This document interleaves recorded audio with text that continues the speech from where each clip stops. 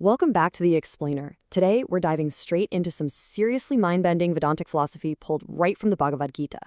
We're going to break down 6 tangible models of reality and then map out the distinct states of consciousness that will, honestly, completely flip how you view existence and your actual place within the cosmos. Let's get right into it. So, what if everything you see is just a misperceived illusion? Yeah, that's a pretty intense question right out of the gate, but I really want to interrogate your everyday perception here. This right here is the core Vedantic motif we're exploring today, that stark, undeniable contrast between everyday illusion and ultimate reality. We constantly trust our eyes, our minds, our senses, but Vedanta essentially taps us on the shoulder and asks us to consider that our default mode, it might actually be fundamentally flawed. Here's our roadmap for this ascent. First, we'll look at the illusion of perception.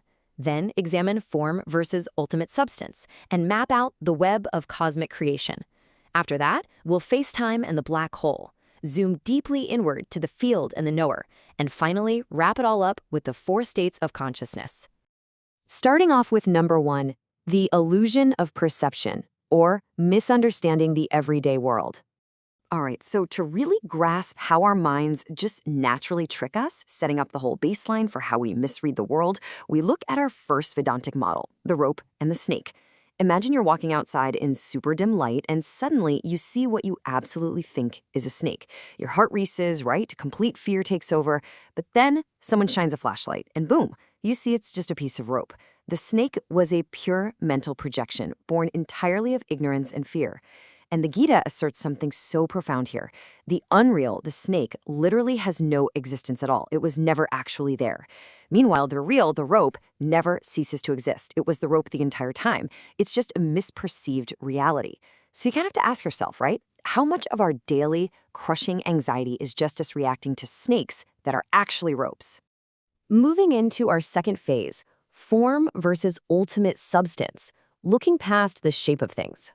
Let's look at how physical forms trick us into seeing separation where there's actually only unity. We can break this down with 2 more classic models, the clay and the pot, and the wave and the ocean. Think about it. A pot has a very specific name and form, which makes it look totally separate from another pot next to it. But the original substance is just clay. It's the exact same stuff. Similarly, a wave appears separate from the ocean, right? It rises up, crashes on the shore, and disappears. But the water in the wave and the water in the ocean are exactly the same. The wave is literally never separate from the ocean.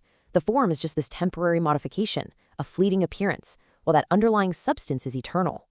And this perfectly sets up chapter 7 of the Gita, which outlines the 8 divisions of nature, or prakriti. Now look closely at the elements here. Alongside earth, water, air, fire, and sky, we actually have mind, intellect, and ego included. The text is explaining that all these incredibly diverse elements, yes, even your own thoughts and your ego, are simply modifications of one underlying substance. Just like those different clay pots, the entire diverse world we interact with is merely an appearance shaped from one single underlying material. Which brings us to part 3, the web of cosmic creation. The universe projecting from within. So if the world is just one substance taking on all these different shapes, how does that actually work on a macro level? Like, how is the whole universe built and sustained by just a single source?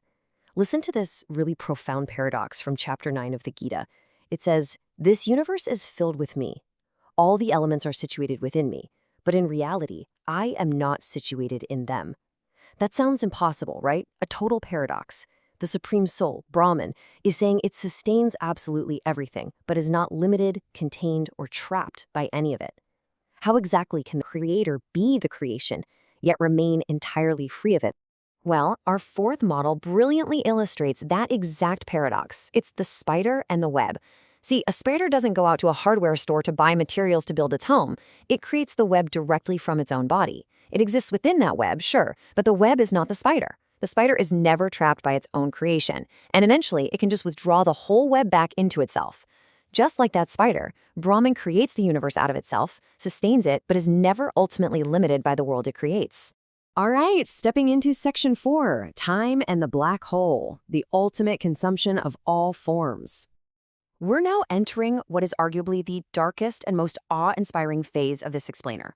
Because if forms are temporary and the creator eventually withdraws them, we have to deal with the inevitable dissolution of absolutely everything. This brings us to our fifth model, the Mahat Garbha. This translates to the universal womb. According to the text, this is the singular cosmic source. It's the ultimate mother and father. Every single one of the 8.4 million species is born from this universal womb, and ultimately, everything must dissolve right back into it. Creation and dissolution happening in the exact same place. And in chapter 11, we get this chilling, majestic declaration. I am time, the great destroyer of the worlds. Here, time, or Kal, is basically compared to a cosmic black hole or the fierce deity Mother Kali. She gives birth to everything, the stars, the moon, every single species. But as time marches on, she inevitably consumes it all back. Time is the ultimate consumer of all forms. Nothing physical escapes this cosmic black hole. Now for section 5, the field and the knower. We are zooming deeply inward. So, we've gone as far out into the macrocosmos as we possibly can, right? We've watched the entire universe get consumed by time. Now we're doing a total 180. We're pulling away from the stars and zooming intimately back down into your own internal experience. This is our sixth and final model. Let's contrast Kshitra, the field, which includes your physical body, your mind, your ego, and the whole world you interact with, against Kshitrajna, the knower, which is pure awareness, the silent observer. The absolutely crucial point here is this. The Gita stresses that you are not the field. You are not your body, you're not your fluctuating mind, and you are certainly not your temporary thoughts. True knowledge is realizing you are just the eternal knower, simply observing the field. Which naturally leads us to section 6, the 4 states of consciousness, going beyond the daily experience. To actually grasp how to step back and be that knower, let's walk down these 4 steps of consciousness together, kind of peeling back the layers of reality as we go. Step 1 is the waking state. You know this one. It's the noisy, physical world of everyday perception. But then you close your eyes and enter step 2, the dream state. Here, your mind is basically creating its own internal projections out of nothing. Go even deeper into step 3, deep sleep. In this state, all form, all dreams, all names completely vanish into total darkness. But Vedanta says there is a step 4 underlying all of this called Turiya. Now, Turiya isn't a state you go into exactly.